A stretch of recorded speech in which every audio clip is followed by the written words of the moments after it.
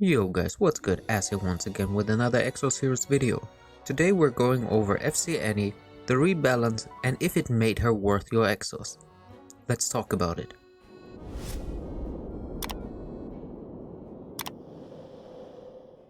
Alright, here we have her.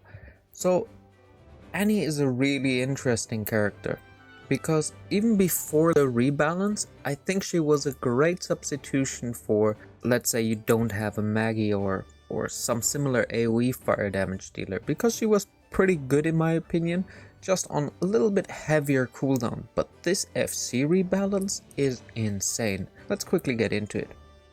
Okay, so the first two parts, the increased attack gains mana, Shelter Investigator 2, they stayed the same, but what came new is the Burning Soul. Grants one ally excluding self with the fastest speed gain mana, 3 mana. So this means she will buff your fastest unit on your team with additional 3 mana.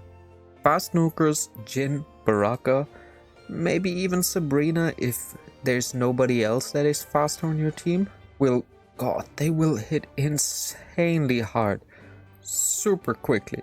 Not only that, but she grants them 300% increase in critical hit for 2 turns. They will basically crit for sure.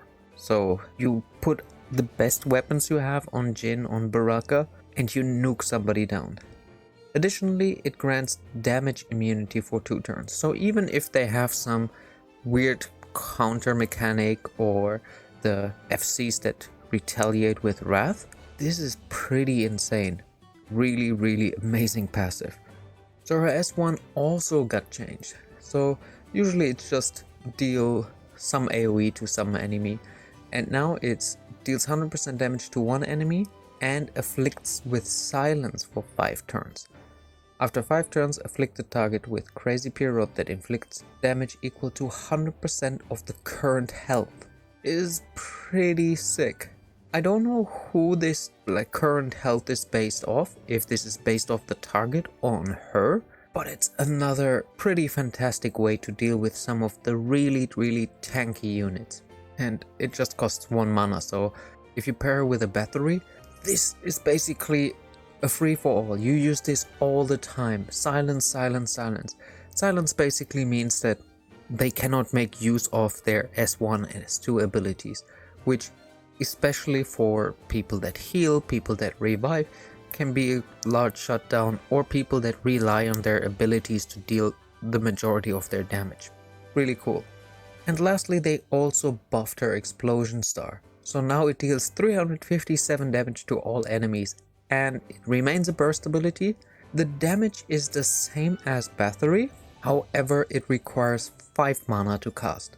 So it's a little bit weaker in that regard, but with such a strong S1, I think it's pretty amazing.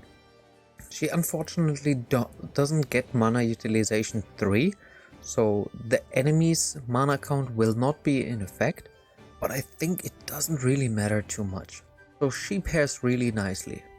Let's check out her animations, and I will quickly try to voice my thoughts what this could mean in the future. So the Fate Core Reverse is more like a balance to adjust for the current balance. The Core Reverse, however you want to call it. I'm thinking it's really amazing that they do something like this on already existing FCs, so they don't release a new banner just to deal with whatever kind of issue is going on in the game, but they actually use a character that already exists in the game, buff them up, and either you have them already and you can make use of them without re-pulling a new character, or you get the chance to pull them. So she's currently in the banner that's from today until next Monday.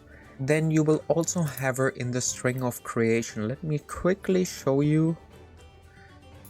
So you have this banner, it goes alongside with Maggie, and then you have her in the String of Creation.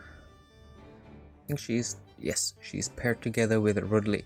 So this in itself is a really strong String of Creation, because it has FC Rudley, now FC Any. FC Diva is also really amazing for dragons. The rest of the net 5s, yeah, Bernadette is really a really great Orona, but a lot of people have started with her. Mahar, not really sure about that. I mean, there is a reason why he's 4 times in the pool while the other ones are only once in there. Shachi? Is that her name? She's really nice. And then Baelish. Regular Baelish is not really good, but FC Baelish is pretty okay. So should you pull for her? In my opinion, it kind of breaks the current Dragon Emperor, like Emperor's Knights banner structure. So we're expecting to get a new Dragon Champion, like be it Rera, Baraka or Ramji, like whatever they release. So this makes a little cut into there.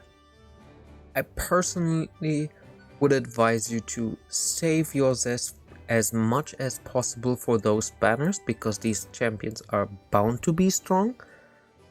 However, if you have some spare zests available, I think she's definitely worth it. I'm still debating on it if I want to go for her. I think maybe 3-4 times I will go for her. It really depends for me. If you have the spare zest and don't have her already, yeah, she's definitely a great pull. If you already have her, God, you must be happy that she got buffed. And yeah, that's already it. It wasn't supposed to be a long video, and I hope you got something out of it, and it made your choice easier if you should pull for her. Additionally, I think she looks really nice, so that's always a bonus. With that all said, I hope you enjoyed it. If so, give this video a thumbs up, hit the subscribe button if you haven't done so already, and as always, I will see you in the next one. Until then, enjoy the grind.